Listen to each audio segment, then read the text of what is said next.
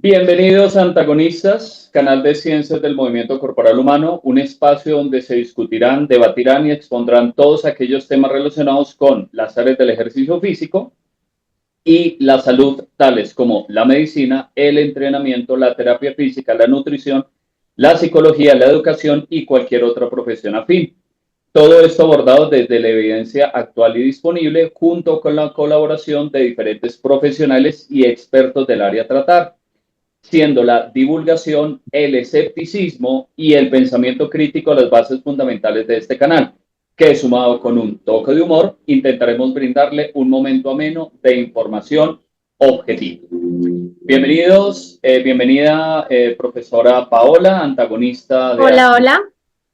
y el profesor Heredia, que ya ahora le doy la presentación para darle cabida. Hoy estamos muy contentos con el invitado, es un invitado que Sí, qué felicidad. Estoy todavía como nerviosa. para mí ha sido de pronto el profesor Heredia no lo sabe, pero fue mi profesor en un posgrado. Salí muy contento de ese posgrado, sobre todo porque me di cuenta que no conocía lo que yo creía conocer, que era el entrenamiento, y salí muy contento de ese posgrado. Desde ahí empecé a leer un poco más del profesor Heredia, de lo que publicaba, sus libros, una cantidad de información que invito a todas las personas que ven nuestro canal, sepan de este autor, de esta persona que ha aportado demasiado, es una cosa exagerada, ha aportado muchísimo al área del entrenamiento y sobre todo al área del acondicionamiento físico y la salud, que es lo que nosotros nos dedicamos. Y pues nada, es un honor, súper honor tenerlo acá en el canal, nada Honor más en y mayúscula. comenzar el año así de esta manera. Entonces, bueno, voy a presentar primero que nada a nuestra viajera espacial de este espacio de conocimientos inconmensurables, la Valentina Tereshkova de este Uy, antagonista, la profesora Paola Telles. Recuerden que ella es licenciada en Educación Física, Recreación y Deportes, técnica especializada en entrenamiento personalizado y técnica especializada en entrenamiento grupal, maestrante en acondicionamiento físico y bienestar, con diplomado en tareas del entrenamiento deportivo, certificada ISAC nivel 1 y labora actualmente como docente y líder de profesores personalizados y profesores de clases grupales. Profesora Paula, es un placer, como siempre, tenerla acá, al lado femenino de antagonistas.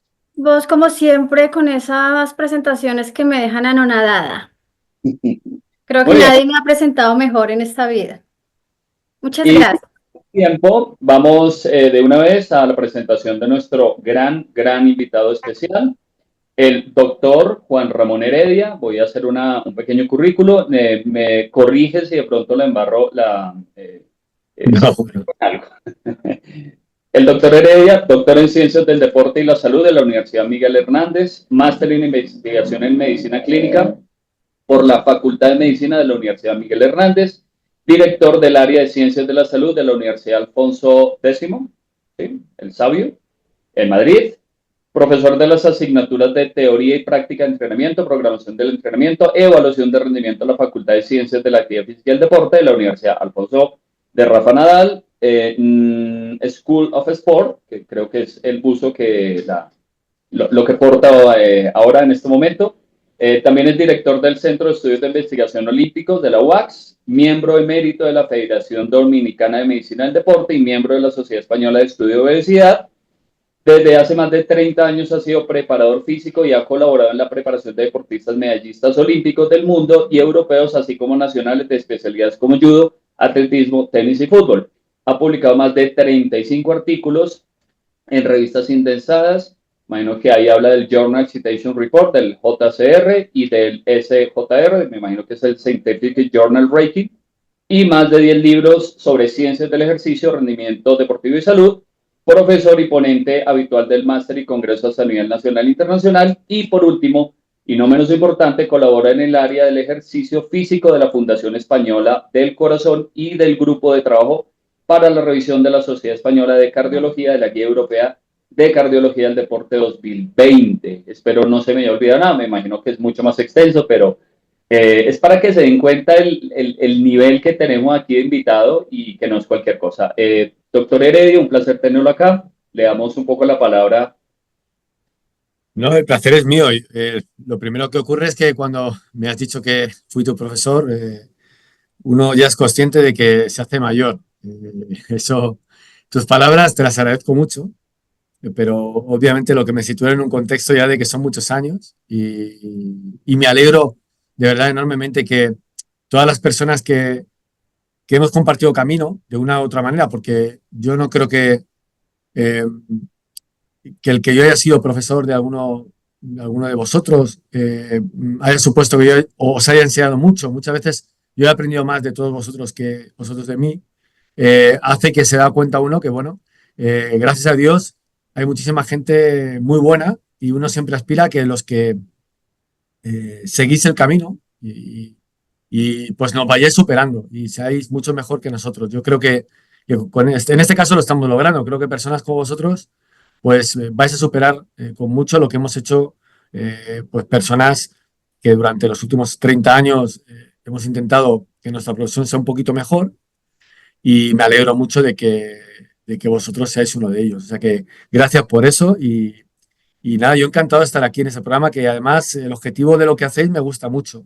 Creo que vivimos en un momento donde hay mucha información y hay que ayudar a que la gente tenga un mejor conocimiento de la misma, la pueda analizar mejor, ser un poco críticos también. O sea que muchas gracias por la invitación.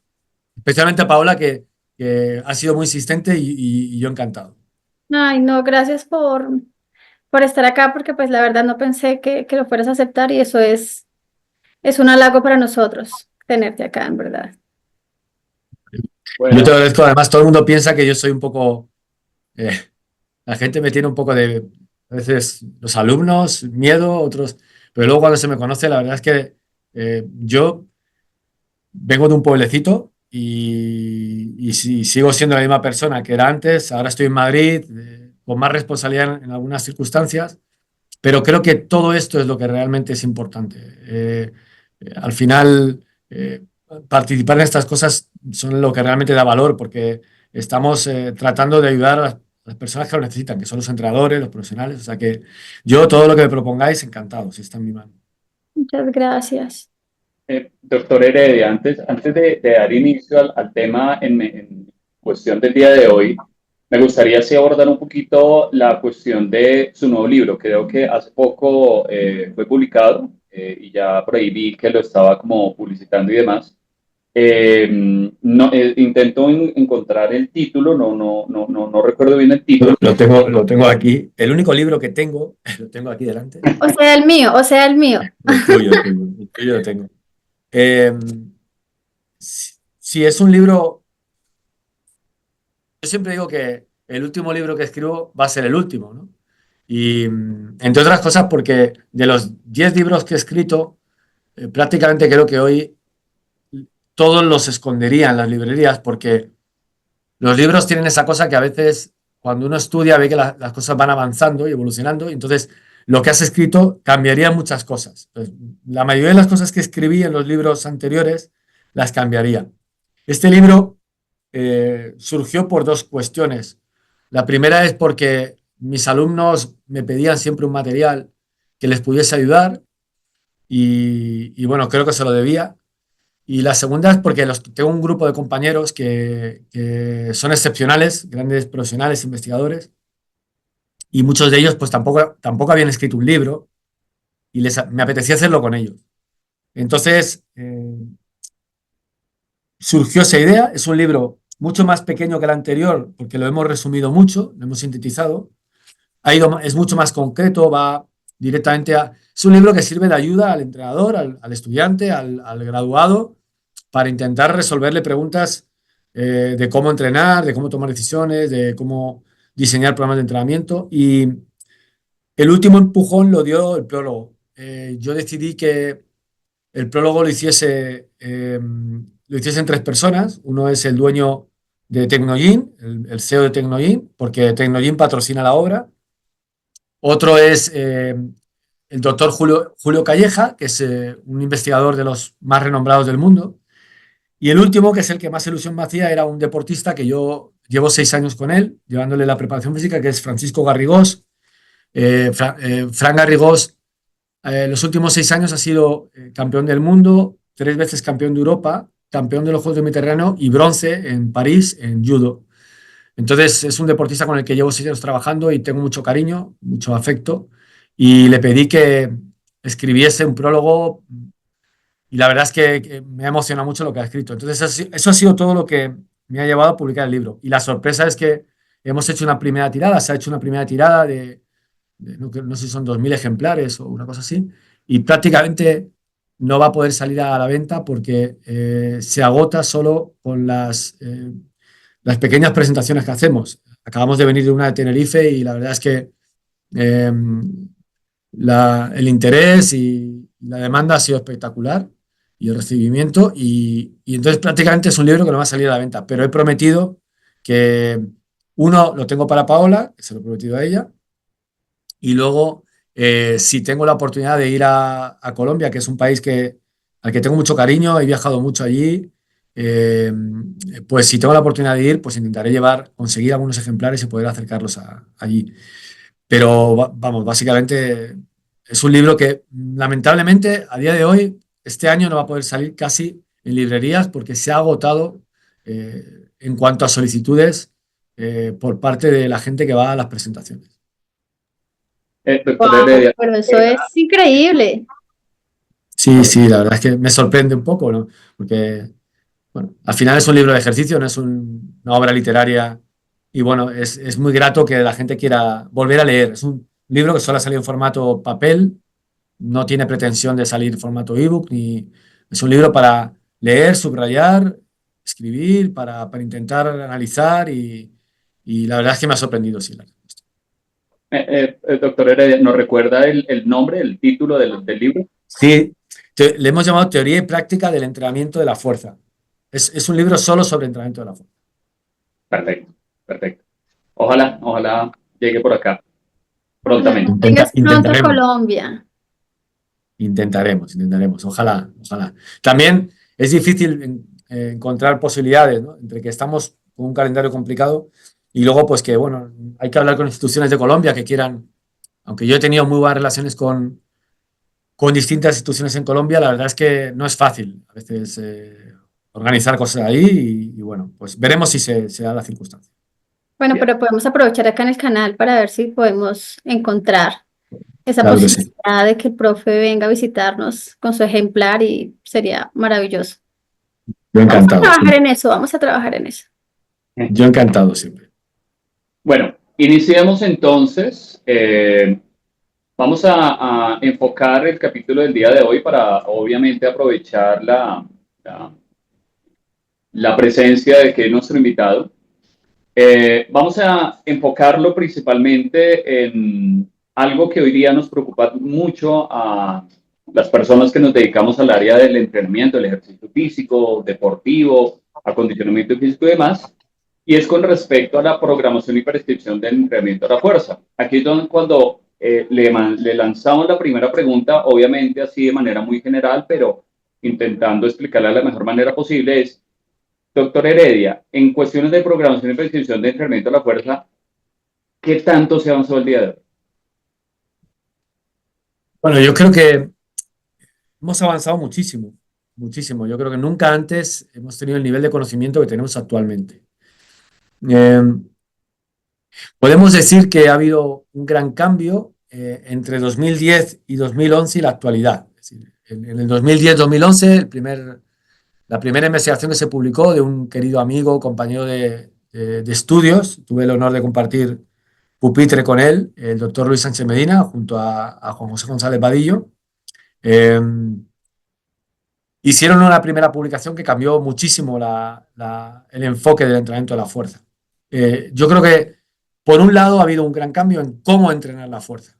Cómo entrenarla, tenemos mucho para hablar, si queréis, porque de lo que hacíamos en los años 70, 80, 90, a lo que deberíamos estar haciendo hoy, pero lamentablemente no se hace, es espectacular el avance que ha habido. El otro gran avance tiene que ver con, sobre todo el ámbito clínico, el ámbito médico, porque en los años 90 la resistencia era un objetivo, la mejora de la aptitud cardiorrespiratoria y metabólica era un objetivo prioritario para la salud. Y hoy ya es conocido que el músculo, que es un órgano, el órgano endocrino más grande que tenemos, que es muy activo y que además se comunica con el resto de órganos, con muchos de los órganos, eh, es fundamental y que entrenar la fuerza debe ser un objetivo que tiene que incorporar cualquier persona a su vida, porque incluso tiene más capacidad para reducir el riesgo de fragilidad, de disfunción y de mortalidad, más incluso que la propia capacidad o actitud cardiorrespiratoria y metabólica. Entonces, esos dos grandes avances han puesto a la fuerza, la han situado en un contexto donde el foco actual de investigación, de análisis, está ahí.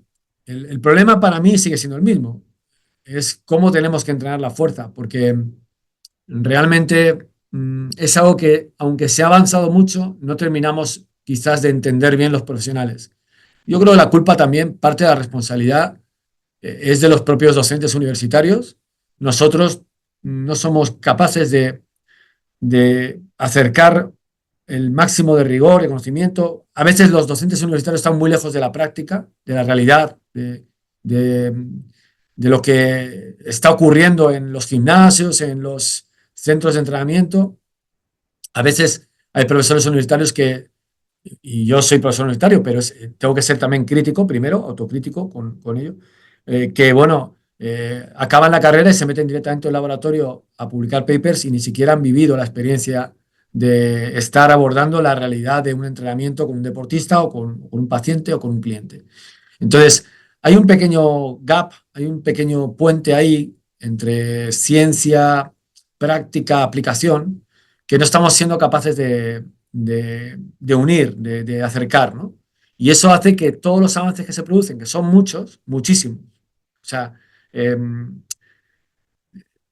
tenemos un avance tan preciso para poder hablar hoy de que realmente podemos individualizar de una manera como nunca antes lo hemos hecho, no se están aplicando en el 80 o 90% de los casos. Sí, lamentablemente, en los gimnasios hoy, la gente ha creído que la fuerza simplemente se soluciona todo. El avance es poner un encoder, un dispositivo y medir. Y con eso todo se soluciona. Y no es así. En muchos casos ni siquiera es necesario el encoder. Es algo que la gente no entiende. No es necesario utilizar un encoder ni nada por el estilo. El problema es que el encoder o los dispositivos que tenemos nos han permitido tener un conocimiento que nos hace que podamos hacer entrenamientos mejores, mucho más adecuados a las personas que tenemos. Para mí hay un avance espectacular, pero no hemos sido capaces, y quizás estos canales, de hecho me han brindado ahora la oportunidad, y eso también os lo lanzo como quieren que inicie un canal de YouTube yo para intentar mostrar estos avances. Lo que pasa es que yo no soy una persona muy eh, especialmente comunicativa, como, pues no sé, Paula da muy bien en cámara, Paola da muy bien en cámara, es muy No, yo linda soy, y habla muy bien, pero yo, el profe Adrián es muy bueno para las cámaras. Se yo no. desenvuelve muy bien. Yo, Claro. Bueno, entonces creo que hace falta y lo que estáis haciendo aquí es un elemento fundamental para intentar acercar eh, toda esa información y que sea útil para las personas. Pero vamos, hay muchísimo avance, mucho.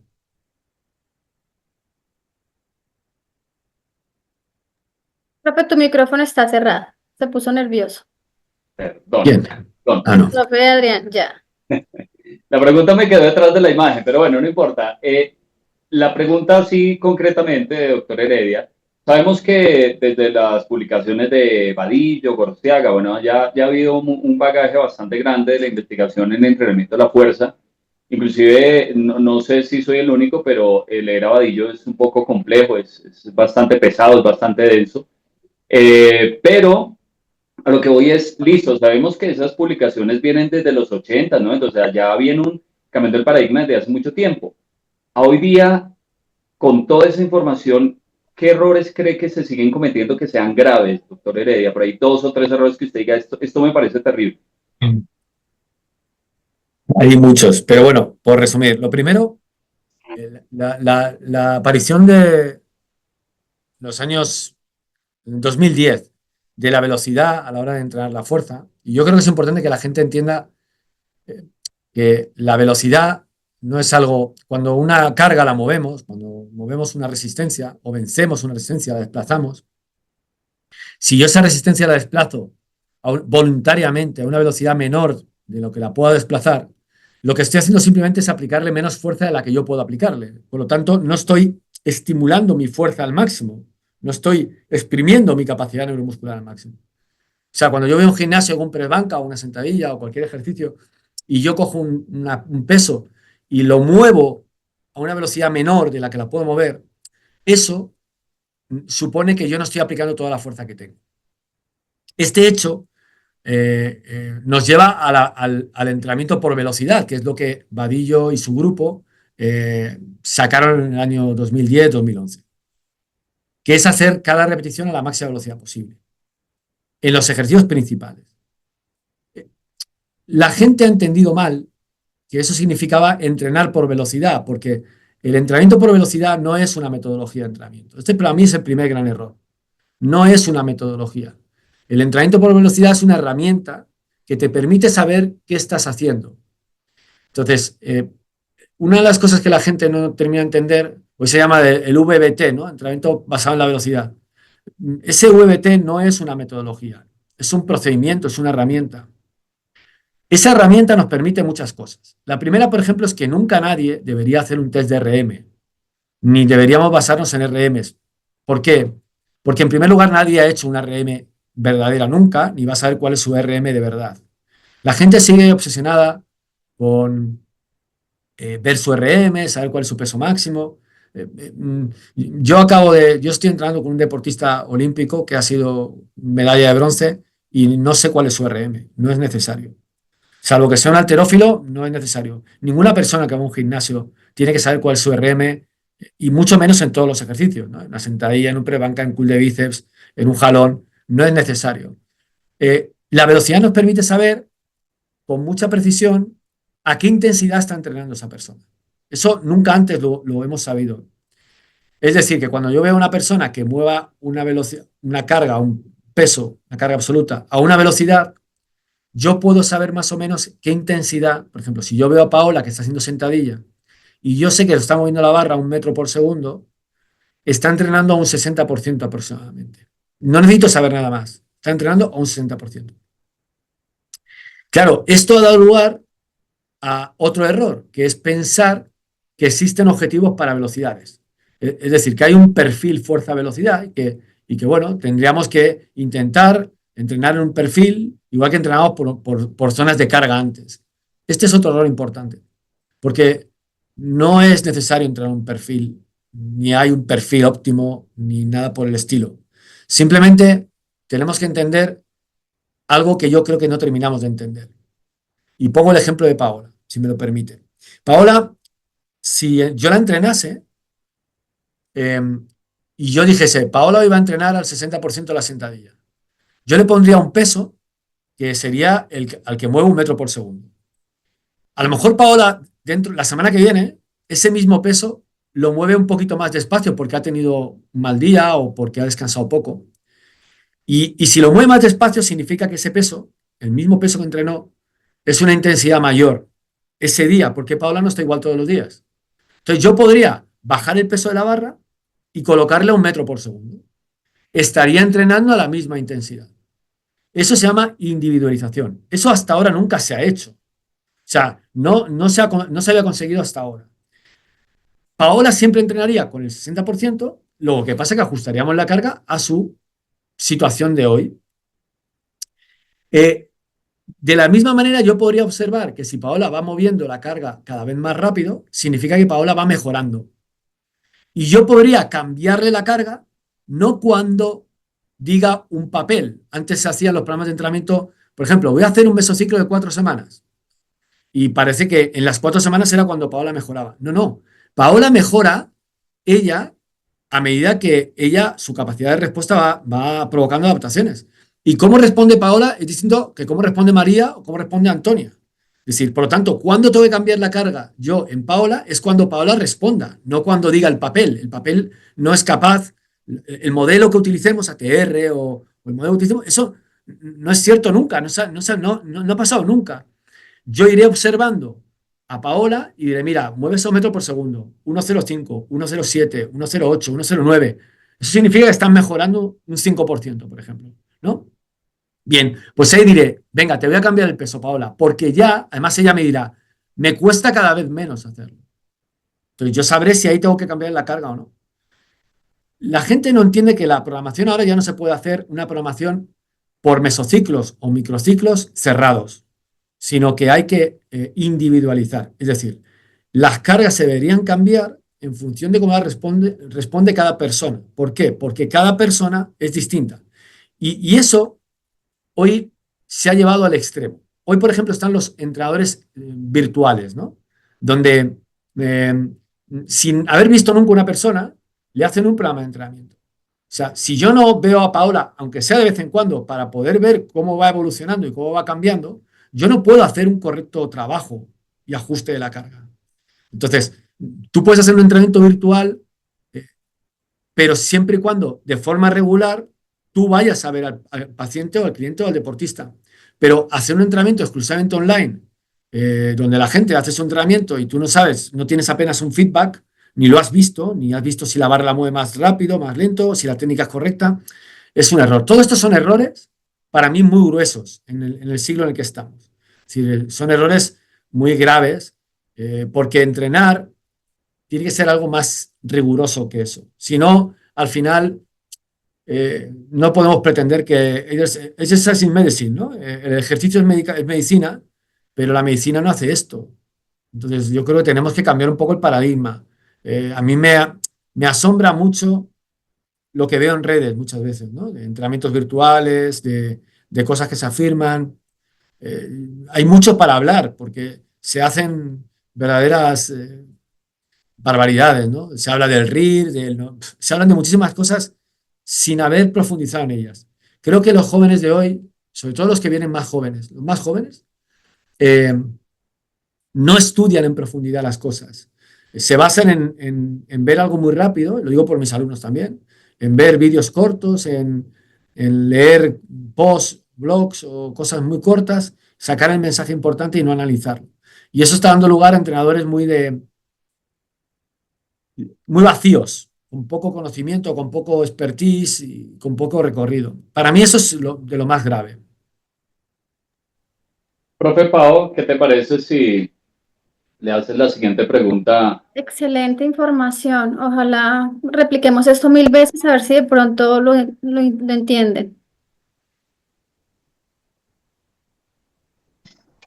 Tienes ahí como tapa, a mí se me, ya, que se veía como, ¿Ya lo ves? ok, sí, creo que ya lo veo. Fuerza, potencia, fuerza, velocidad, fuerza, resistencia, fuerza, hipertrofia, fuerza máxima, son términos que se utilizan hoy en día. ¿Estás de acuerdo con ellos, profe? Y eso se ve muchísimo por acá. Sí. Esas palabritas, ¿no? Esas frasecitas. Con algunos puedo estar de acuerdo, con algunos de los términos, con otros, desde luego, no. Y creo que todos hemos utilizado estos términos en algún momento pues, de nuestra profesión, de nuestra formación, ¿no? Y estos términos pueden tener cierta lógica en los años 70, los años 80, pero en el siglo XXI realmente estos términos no tienen demasiado sentido. Eh, a ver, yo si quieres vamos hablando alguno de ellos. Por ejemplo, Claro que sí. fuerza máxima, no hay ninguna duda. Fuerza máxima es un concepto claro que es la máxima fuerza que se puede aplicar ante una resistencia eh, determinada y, por tanto es indiscutible que tú ante una resistencia determinada, yo puedo coger 10 kilos, 20 kilos, 5 kilos, 40 y lo muevo lo más rápido que puedo, pues obtengo un pico máximo de fuerza en newtons, ¿no? Por ejemplo, 1100 newtons. Perfecto. Si yo tengo, por ejemplo, no sé, una carga de 10 kilos, son 100 newtons, y yo le aplico 800, 100 menos 800 son 700 newtons. Por tanto, hay un pico de fuerza. Eso es indiscutible. ¿Hay una fuerza máxima? La hay. Hay una fuerza máxima. Eh, ¿Hay una fuerza explosiva? No. Como fuerza explosiva, no. No existe una fuerza explosiva porque no hay ninguna fuerza que explote. Hay una fuerza que podríamos decir, no una fuerza, hay una aplicación de fuerza en la unidad de tiempo, que en inglés es RFD, Rate Force of Development, que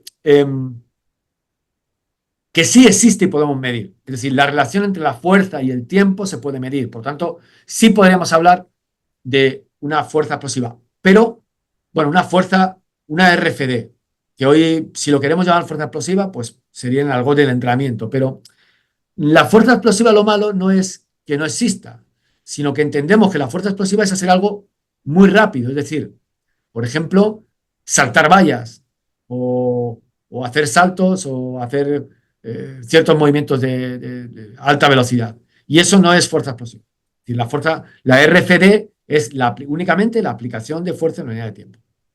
Lo que no podemos seguir confundiendo es que hay una fuerza potencial. No la hay. No hay ninguna fuerza potencial. Es más, la potencia es una consecuencia. Es una resultante y por tanto es una variable mecánica compuesta. La fuerza sería trabajo partido tiempo. Y lógicamente, como tenemos trabajo fuerza por distancia, la potencia sería fuerza por distancia partido tiempo, lo que equivale a que potencia sea fuerza por velocidad. De manera que la potencia es igual a fuerza por velocidad. Y para mejorar la potencia, para que mejore la potencia, tiene que mejorar la fuerza.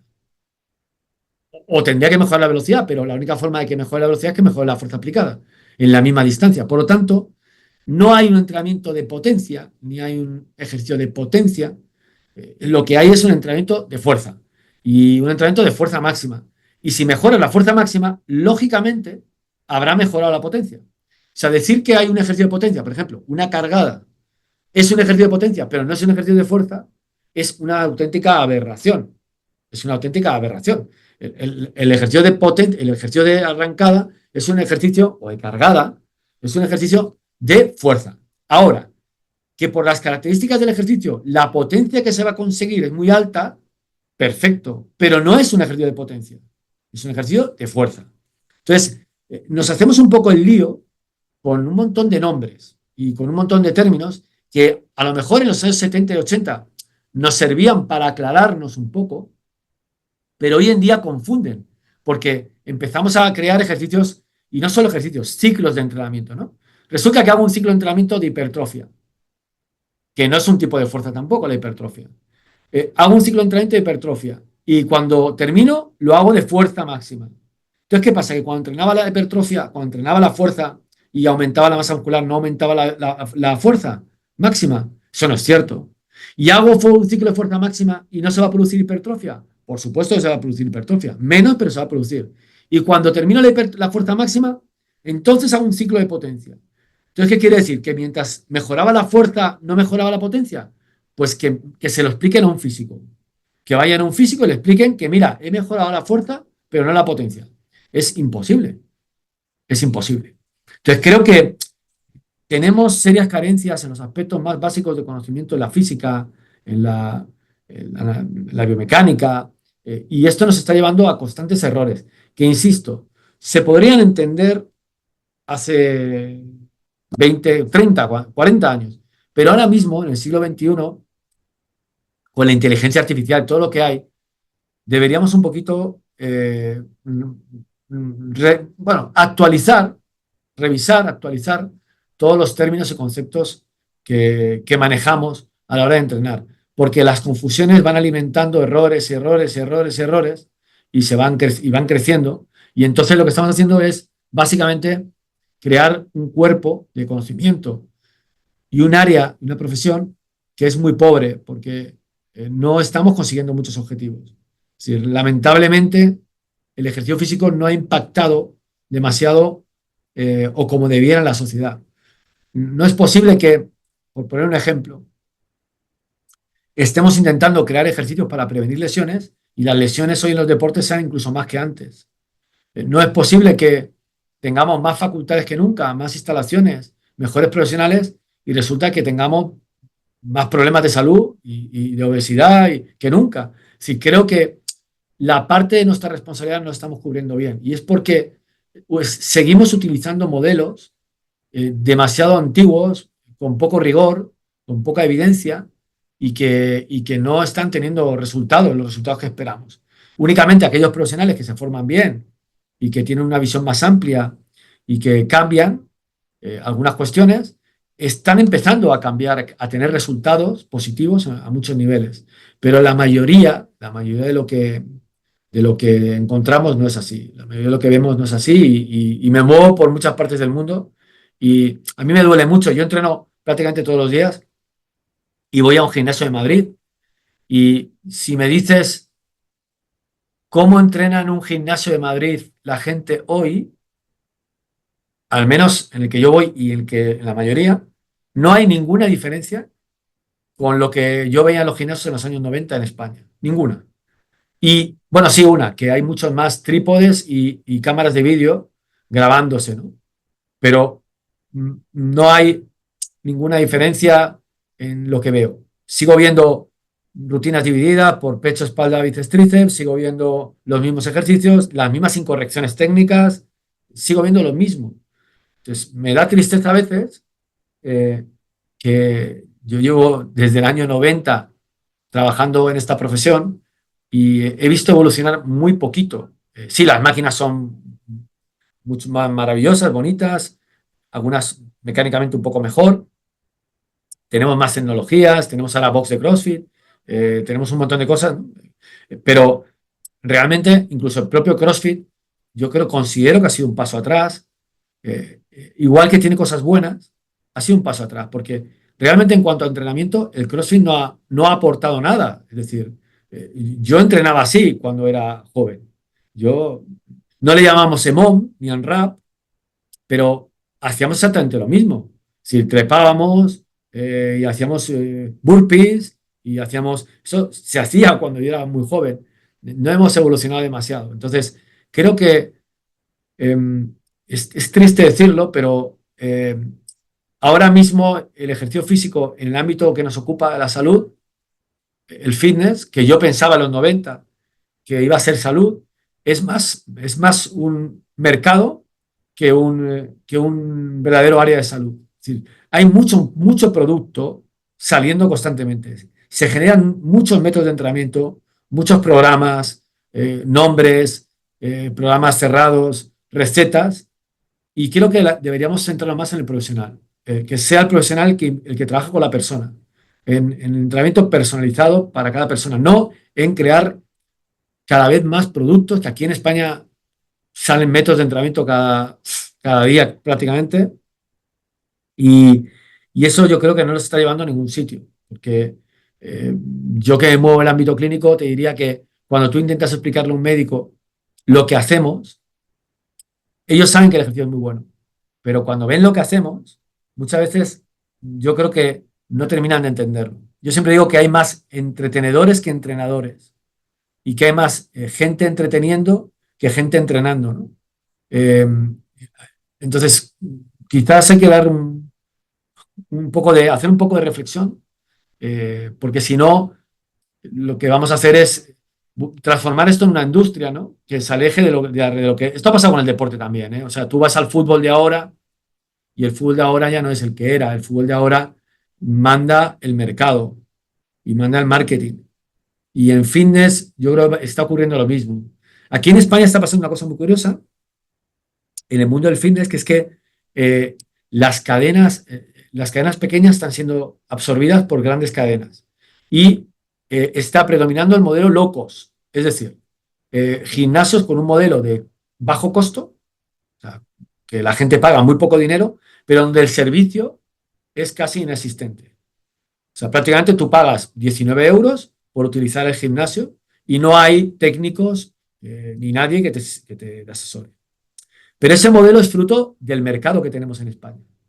El mercado que tenemos en España es un mercado donde la gente va al gimnasio, el entrenador no hace su trabajo y entonces la gente se autoentrena o busca entrenamientos online. Y entonces, ¿qué ocurre? Pues que yo para hacer eso prefiero pagar un gimnasio muy barato. El otro modelo es el del entrenador personal, que es un modelo más elitista, donde la gente paga cuotas muy altas por tener un entrenador personal. ¿Qué ocurre con el entrenador personal? Que no es entrenador personal, porque el 90% de los entrenadores no entrenan según lo que necesitan las personas, sino entrenan, o sea, para que se entienda, acompañan a esa persona, la le causan fatiga durante el tiempo que está la sesión, pero no saben lo que están haciendo. O sea, muchos entrenadores personales en España no saben muy bien qué hacen con esa persona. Si tú les preguntas, oye, mira, tienes una persona que tiene una espondilistesis o que tiene una, no sé, una hernia foraminal derecha, que tiene una espondiloartrosis en L4-L5 o que tiene lo que sea, muchas veces ni lo saben, no saben lo que es. Entonces, lamentablemente, hemos hecho una industria de entretenimiento. Por lo menos en mi país es así. Yo sé que en vuestro país diría que vivís más intensamente el entrenamiento que nosotros. Yo veo a los profesionales de Igual. vuestro país. De verdad que cuando he ido ahí, estuve ahí hace como un año y medio, 2 años, en un congreso Gatorade y, y constaté lo que había visto años anteriores. El entrenador allí es un entrenador muy apasionado, le gusta lo que hace, la mayoría de los que yo conozco, le gusta lo que hacen, se preocupa de formarse. O sea, yo estuve en un evento de Gatorade donde había un salón y habría que 500 personas y está completo. Eh, yo vengo de Tenerife, de un hospital donde hemos congregado entrenadores y si había 50, eran muchos. Es decir, en vuestro país tenéis una pasión por intentar aprender, acceder a conocimientos, hacer un trabajo riguroso, eh, sinceramente, y no por haceros un poco las pelotas, sino porque los pienso, mucho más que aquí. Aquí, lamentablemente, se ha perdido mucha motivación y vocación y por eso hemos evolucionado poco. Aunque es verdad que el conocimiento, la gente que es muy buena en nuestro país es muy buena. O sea, la investigación, por ejemplo, en nuestro país, yo creo que es de las mejores, si no digo la mejor, que pueda haber en el mundo. Pero lo que es el entrenador, falta muchísimo. No, doctor Heredia, no crea muchas de las cosas que usted comenta, pasa también aquí, hoy día en los gimnasios, en centros de acondicionamiento. Muchos de los entrenadores que hoy día nos atienden o atienden a las personas en un gimnasio, sean personalizados, sean de lo que sea, muchos de ellos no tienen la academia y aún así tengan la academia, que es donde viene un segundo problema, así tengan la academia, lo digo porque hoy día sigo yendo a la universidad, me sigo sentando en el mismo puesto, de pronto con mayor tecnología, y me siguen enseñando la misma fuerza potencia, fuerza Realmente. hipertrofia, y yo digo, pero ¿por qué no ha avanzado esto? O sea, yo hace mucho tiempo estudié, terminé mi carrera y hoy día sigo estudiando y me siguen enseñando lo mismo de hace muchos años. Entonces, es bastante Frustrante. frustrante, gracias, siempre me olvida ese término, cuando uno dice, bueno, ¿y aquí qué pasa? ¿Por qué no avanzamos? ¿Por qué no vamos más allá? Y está bien que nos enseñen esos paradigmas clásicos, esos paradigmas donde Bompa, Verhoyansky, todos ellos proponían algo en su momento, pero pues hay momento en que diga, bueno, esto fue el paradigma que se daba en su momento y este es Así ahora es. el actual. Sí, Pero sí, es difícil. totalmente. Es difícil porque, mira, yo te hablo también desde mi posición en la universidad. Yo doy clases, yo soy entrenador, a mí me gusta entrenar, es lo que más me gusta. Y yo doy clases porque llega un momento en el cual a mí me animan a... Nunca he tenido intención de ser... Ese es otro gran problema. Los entrenadores hoy, los chicos hoy quieren ser enseguida profesores. Yo tengo alumnos de tercero que tienen ya un canal de YouTube dando clases y no han aprobado la asignatura, que es una cosa que me parece increíble, ¿no? Yo nunca he pretendido ser docente. A mí me pusieron un día a dar clases, me dijeron, oye, no lo haces mal, cuenta cosas. Vale, yo lo cuento y me gusta enseñar, y te soy sincero, o soy sincero, me gusta enseñar porque enseñar me obliga a aprender. Entonces yo cada año mis apuntes, mis clases las cambio. Las cambio, quiere decir, por ejemplo, este año han salido artículos muy importantes sobre hipertrofia muscular, muy potentes. He tenido acceso a poder ver incluso en microscopio cómo una célula satélite migra para reparar el tejido. Y eso ha hecho que yo cambie este año algunas cosas de los apuntes para que los alumnos tengan acceso a información de 2024.